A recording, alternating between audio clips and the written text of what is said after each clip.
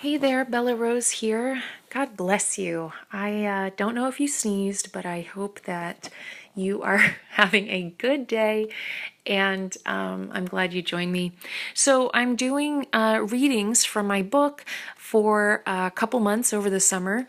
I felt like I needed to take a break and kind of do some things that I felt like God wanted me to do in the meantime.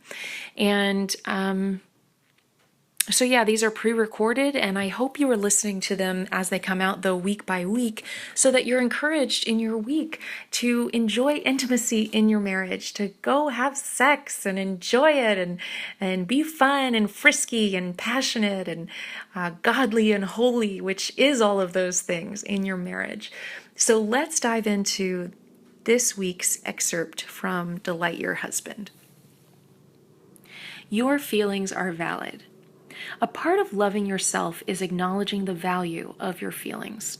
Your emotions often run deep. They are pointing to something that God may want to heal, to change, to improve, to love on, to allow you to move on, forgive, to give you understanding about, or just experience. I have trouble in this area. As many of you, I grew up with some significant dysfunction in my family.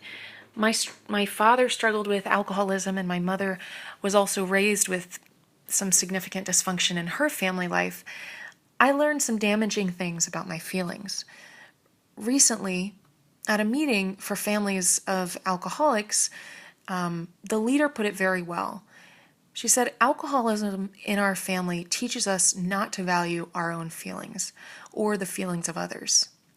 This is true of many other family dynamics or life events, not just alcoholism. Put another way, if we undervalue our own feelings, we cannot value the feelings of others.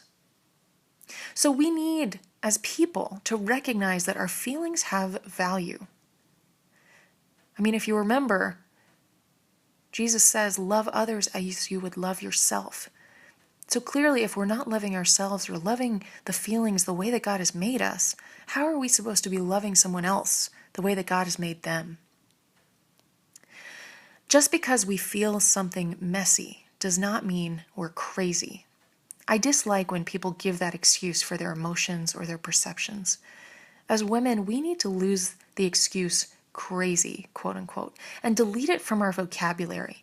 Calling yourself crazy is undervaluing yourself as a person, and I don't think God likes that. He set you up with amazing reasoning capabilities, as well as often unexplainable sensitivities.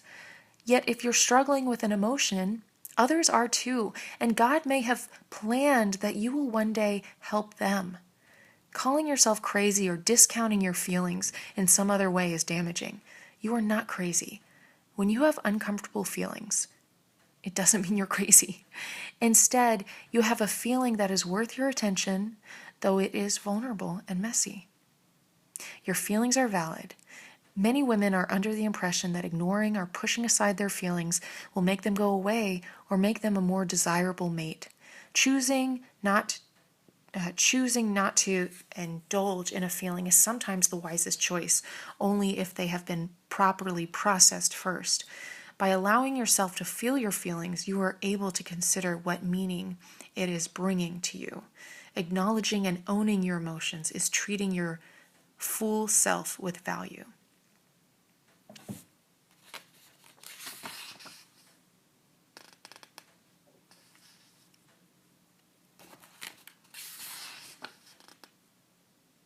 So vulnerability in the bedroom feels similar to vulnerability outside.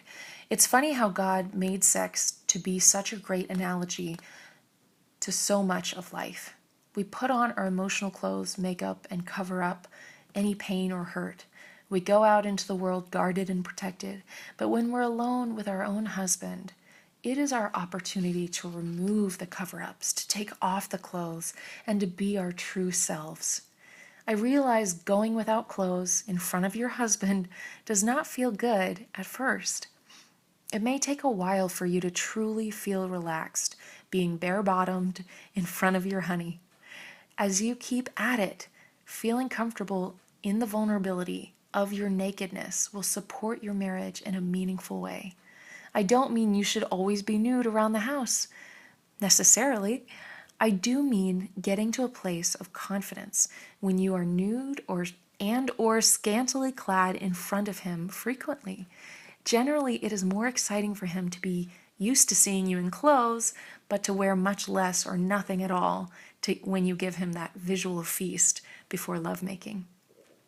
I had to do some soul searching when I realized, though I have sexy lingerie and teddies in my drawer, I was rarely bringing them out for the pleasure of my husband. And I came to realize that I was running from vulnerability.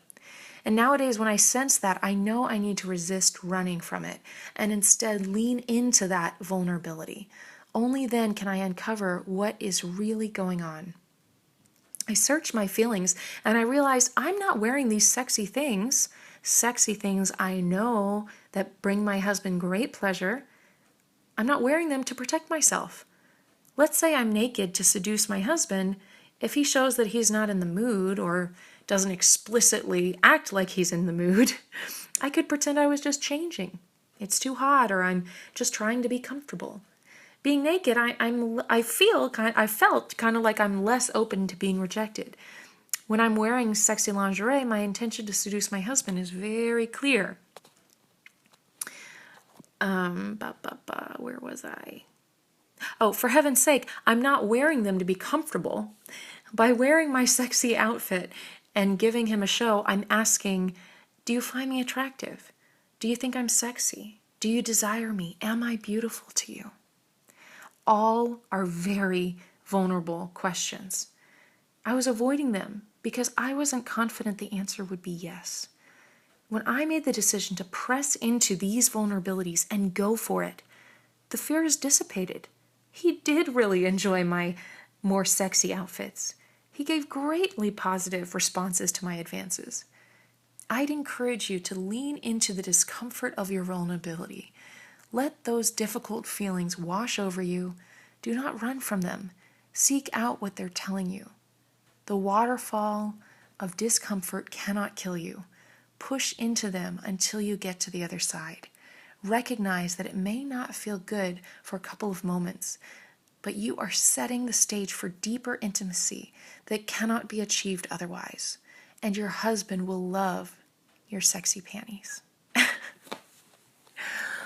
All right, well, I again hope that you have been inspired to go for it tonight, to push through that vulnerability and enjoy generous and wondrous intimacy this evening and the rest of this week. I hope you are inspired. I will talk to you next Tuesday for more inspirational readings. Until then, you can go to delightyourmarriage.com, check out the book and resources there. God bless.